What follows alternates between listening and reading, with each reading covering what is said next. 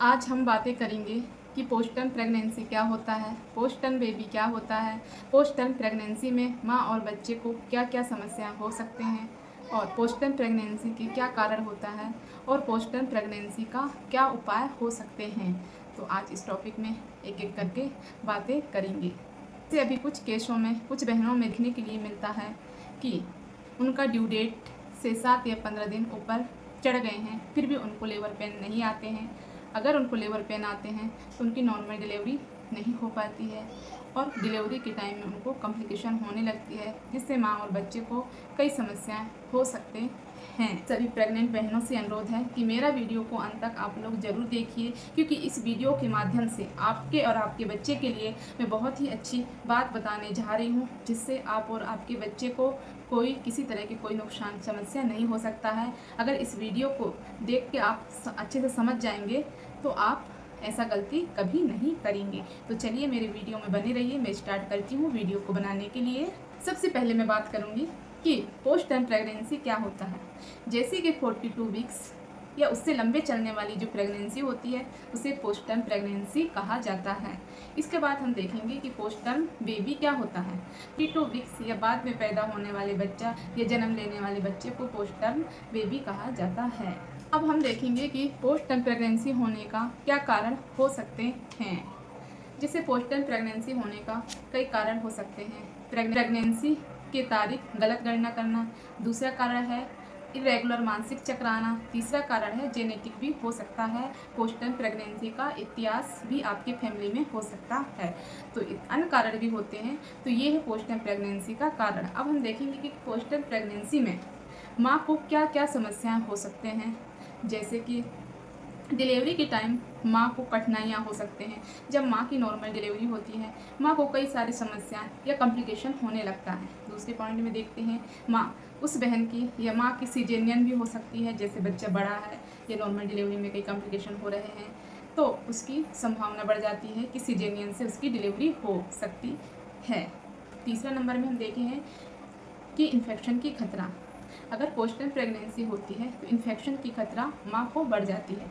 चौथा नंबर में देखा जाता है कि रक्त स्राव। जैसी डिलीवरी होती है उस माँ की तो पोस्टमार्टम पीपीएच होने की संभावना भी बढ़ जाती है। पाँचवें नंबर में हम देखते हैं कि पेरिनियल में चोट लग सकती है।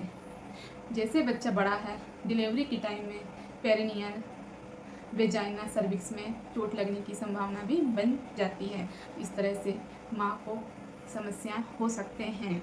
माँ के लिए तो बहुत ही कम समस्या है, पर बेबी के लिए बहुत ही ज़्यादा समस्या है। पोस्ट टर्म प्रेगनेंसी में जो बच्चा जन्म लेने वाली होती है उस बच्चे को कई सारी समस्याएं होते हैं, कई सारी समस्याएं हो सकते हैं।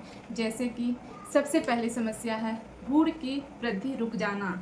अगर 40 या 42 वीक से ऊपर होने लगता है तो बेबी का विकास, ग्रोथ रुक जाता है, जिससे बेबी कम वजन की बच्चा होने की संभावना बढ़ जाती है। दूसरा समस्या है मिल्क फ्लूइड की मात्रा कम हो जाना। प्रेगनेंसी के दौरान गर्भाशय में जो बच्चा रहता है उसके चारों तरफ का जो पानी रहता है वो कम होने लगता है, जिससे बच्चे को सुरक्षा प्रदान नहीं कर पाता है, तो बच्चे को समस्या होने की संभावना बढ़ जाती है। अब हम देखेंगे तीसरा समस्या, जैसे बेबी मिकनियम एस्पिरेट भी कर लेता है। अगर बेबी मिकनियम एस्पिरेट कर लिया तो बेबी को सांस लेने में दिक्कतें आती हैं, इसे मिकनियम सिंड्रोम भी कहा जाता है।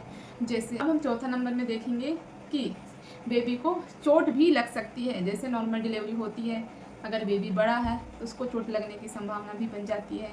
नंबर में हम देखते हैं कि कई केसों में मृत शिशु का जन्म होता है। कुछ केसों में, कुछ मामलों में मृत शिशु होने की संभावना बन जाती है। अब हम छठवां नंबर का समस्या देखेंगे, जैसे बेबी को पर्याप्त मात्रा में पोषण या ऑक्सीजन नहीं मिल पाता है। 40 या 42 वीक से प्रेगनेंसी अधिक होने के कारण जो प्लेसेंटा का आकार होता है वो रुक जाता है, जिससे बेबी को पर्याप्त मात्रा में न पोषण मिल पाता है न ही ऑक्सीजन मिल पाता है। अब हम सातवें नंबर में देखेंगे, जैसे बेबी को स्किन की समस्या होते हैं। अब पानी की मात्रा भी सूखने लगता है तो बेबी को स्किन की भी समस्या होने लगती है। जैसे उसकी डिलीवरी होती है तो बेबी का स्किन सूखी पड़ जाती है, पतली पड़ जाती है और सिकुड़ जाते हैं। इस तरह से स्किन की भी समस्या बन जाती है। और जन्म के बाद जटिलता, जैसे बेबी जन्म लेती है उसके बाद उसको कई समस्या हो सकते हैं, सांस लेने में दिक्कतें होते हैं, हाइपोग्लाइसीमिया की समस्या भी हो सकती है, और एक हाथ पैर का नाखून है वो भी लंबे हो जाते हैं। तो इस तरह से बेबी को कई सारे समस्याएं हो सकते हैं। अब आप पोस्ट टर्म प्रेगनेंसी में क्या उपाय करेंगे? अगर आपको जैसे ही पता चलता है कि हमारी प्रेगनेंसी का ड्यू डेट इतने तारीख को है, अगर उससे 1 या 2 दिन ऊपर चढ़ जाते हैं तो आप तुरंत हॉस्पिटल जाइए, तुरंत सिस्टर डॉक्टर के संपर्क में रहिए, उनसे बात करिए, पूछिए, तो आप लोगों के लिए ये सुलझाव बहुत ही अच्छा होगा, जिससे आप और आपके बच्चे इस खतरे से, इस समस्या से बच पाएंगे।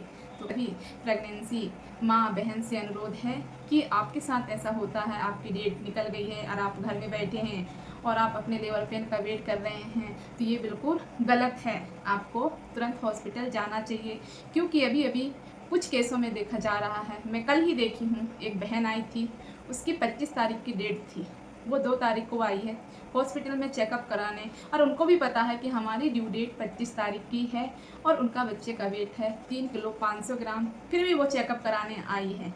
वो आई, मैंने चेकअप करी और उनको बताई, कम से कम वजन 70 से ऊपर थी और बेबी का वेट 3 किलो 500 ग्राम था, उसकी डेट भी निकल गई। फिर उनसे मैं बोली, आप लोग तुरंत ही बड़े अस्पताल में जाइए, किसी अच्छी डॉक्टर से मिलिए और अपना ड्यू डेट के बारे में बताइए।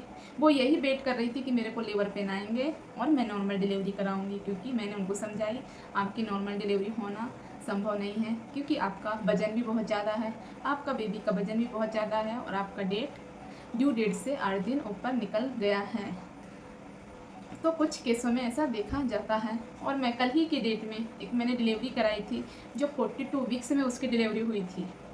वो भगवान की कृपा से बहुत ही अच्छा बेबी हुआ।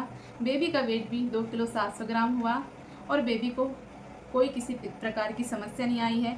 बट हाँ, ये रियल बात है कि जो बेबी के लिए जितना पानी होना चाहिए था वो कम था, एमनियोटिक फ्लूइड की मात्रा कम था, बेबी को डिसेंट होने में टाइम लग रहा था। अब देखो कॉम्प्लिकेशन तो हो रही थी ना, उस माँ को कॉन्ट्रैक्शन आ रहे थे, ताकत लगा रही थी, बेबी डिसेंट ही नहीं हो रहा था, तो ये एक कॉम्प्लिकेशन की समस्या बन जाती है।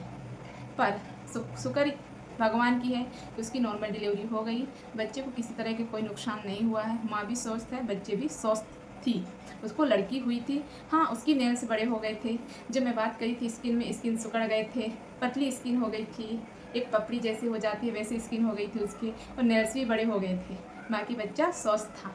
इसलिए आप लोगों से यही अनुरोध है कि मेरा वीडियो देख के आप लोगों को कुछ सीख मिलेगा और आगे चल के आप लोग गलती नहीं करेंगे। अपना ख्याल रखिए।